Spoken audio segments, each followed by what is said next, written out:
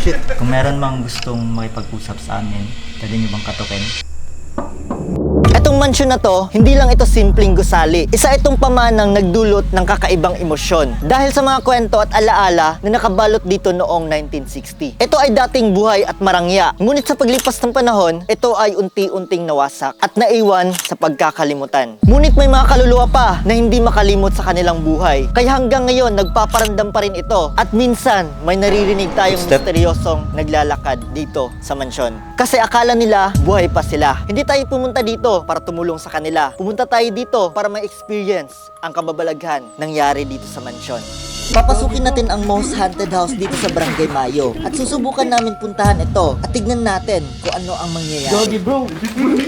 Bago natin mapasok ang lugar na to, talagang babiyahe ka pa ng ilang kilometro para lang makapunta dito sa Mayo. So sabi nila na matagal na daw tong inabandon na. Hindi nila matukoy kung kailan yun na-abandon, kaya hindi na alam kung bakit na-abandon na to. Nagdasal muna kami bago namin pasukin ang mga kwarto dito sa loob para naman sa safety namin. Kasi sabi ng tagabantay dito na sobrang nakakakilabot daw talaga ang lugar na pero to. kana 100% diha. Kung matulog ka diha, pabatihan ka.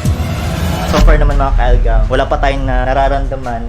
At wala lang ilang segundo, may nakita agad ang kasama ko. Okay, nakita? Hadapit.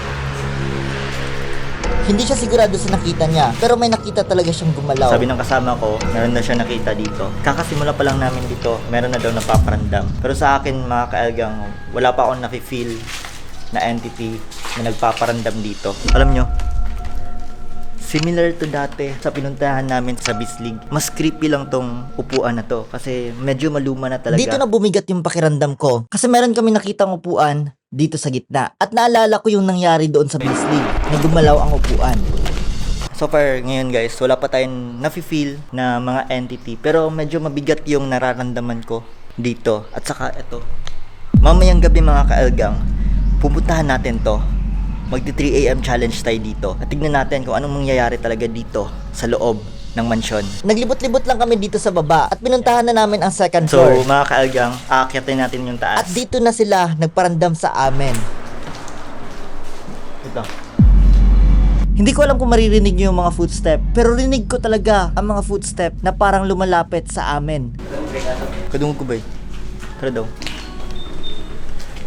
Murag musa ka, no? Kinabahan ako kasi parang siyang tatakbo papunta sa amin. Kaya nagulat ako. Akala ko tao. Tapos pagpunta namin doon, wala kami nakitang tao. Hindi ko na lang pinansin yung footstep na yon at nagpatuloy na lang kami sa paglalakad. Pero habang tumatagal, papalapit ng papalapit yung footstep sa amin. Bro, nanapod bro. Dunggan ako bro. Pinuntahan namin ito kasi di ko talaga mapigilan alamin ito. At di ko inaasahan na meron kami nakita na Biblia na parang pinunit. So mga kaelgang, may nakita kaming papel sa Bible. Nakakita kami ng kapiraso ng Biblia pero hindi na namin inalam kung ano ang dahilan nito. At nagpatuloy na lang kaming mag-explore sa taas. Fairness guys, medyo matibay yung bahay na pagkagawa nito. Nagkalapas. Shit. Sinubukan namin kausapin ng mga espiritu dito. Bukas po ng pinto. At sabi daw sa mga taong nakatira dito, na dito daw sa pultahan, palaging may nagpaparandam. Baka tulakin yan. Sinubukan ulit namin itong kausapin. Ngunit walang sumasagot or nagpaparandam. Kung nandito po kayo, katok lang po kayo ng ganito. Bro, mas maganda yan sa gabi. Naisipan namin na gawin ito sa 3 AM. Mamayang gabi, kakatok tayo kasi dito. Mas malakas ang entity nila. Kaya't naghintay kami hanggang sa umabot ang 3 AM.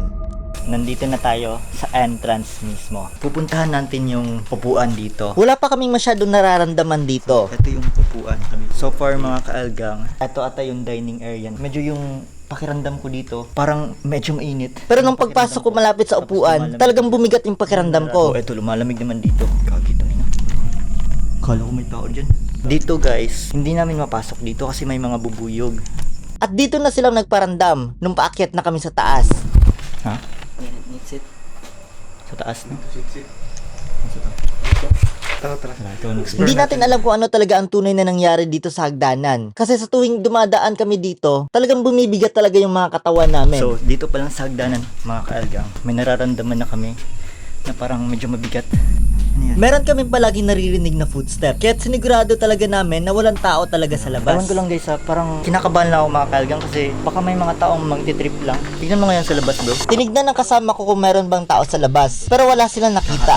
Dito na namin sila sinubukang kausapin. Kasi mas malakas sila sa 3:00 ng madaling araw. Kung meron bang entity na gusto makipag-usap sa amin.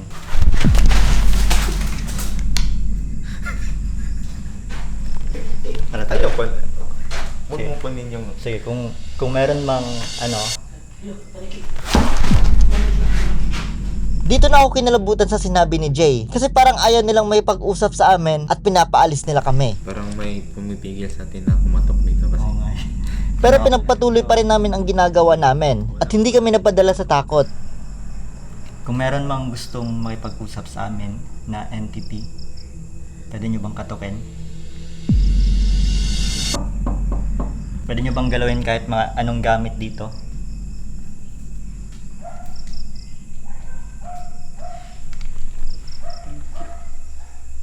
Wala. Pero bro, yung yung legs ko parang lumalamig dito sa legs ko. Tara, balik muna tayo. Habang pababa kami sa bahay, merong nahagip ang camera ko at di namin mapaliwanag kung ano to. Maaari kaya ito yung sinasabi nila na doppelganger. Or baka ito lang ay isang paggalaw ng camera ko. Challenge ko yung kasama ko na pumunta dun sa itaas mag-isa. Kakatukin mo yung pintuan pero mag-isa ka lang. At di namin inaasahan na ito ang mangyari. Labas tayo. So, there ako ni El, umakyat mag-isa. So, sila lahat nasa baba. Nasa baba sila. First natin gagawin is i-check natin yung lahat ng rooms. So, that's my objective.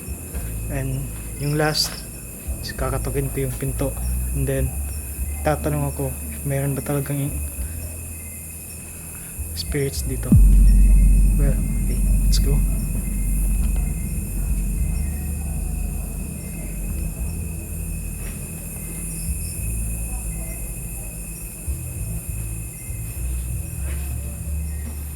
Habang papasok siya sa kwarto, nahagip sa camera ko na gumagalaw ang pintuan. Pagmasdan niyo tong maigi.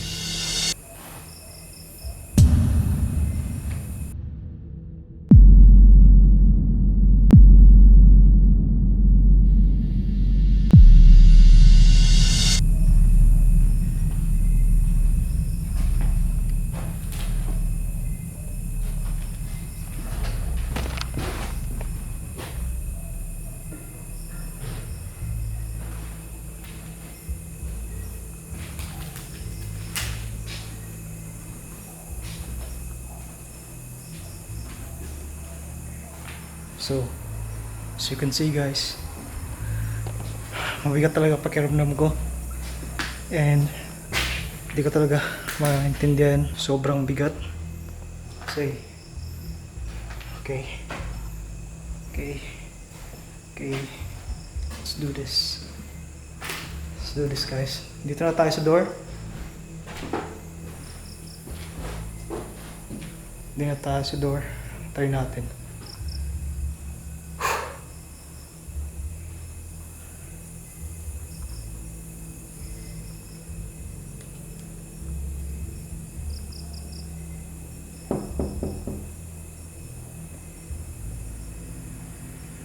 Hello?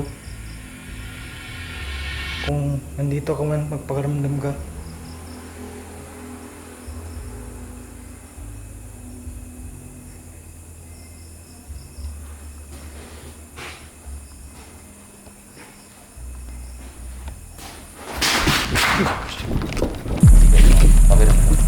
Meron siyang narinig na nakuha talaga sa camera ko. Tumatakbo ito papalapit sa kanya na parang nadisturbo namin ang mga espiritu dito. May narinig akong ano. Ha? Ano to bro? Doon lang sa labas bro. Tara. Labas tayo. Daan-daan lang mena. Patay. Guys. Binalikan namin ito para makipag-usap sa kanila at talagang nakakatakot ang mga pangyayari dito. Pagmasdan niyo itong... Ang gagawin natin dito, gagawin natin yung Charlie.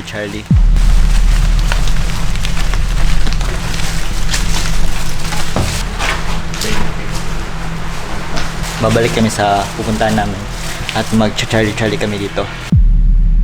Charlie, are you here? Ulitin natin. Charlie. Bay. Uy. Bay, nagalihok siya, bay. Bay.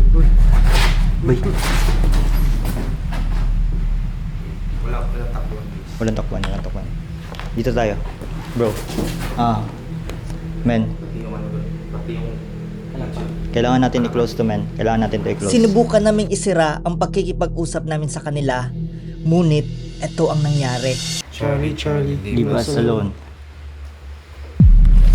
Natakot na ako sa mangyayari dito. Kaya't umalis na lang kami papunta sa baba. Kani, mag-pray na sa gawas. Tara, baba sa ta. Kaya maraglain akong pakiramdam, men. Bay, bugnaw kayo, bay. Bay, bugnaw dyan kayo, bay. Walang tatakbo.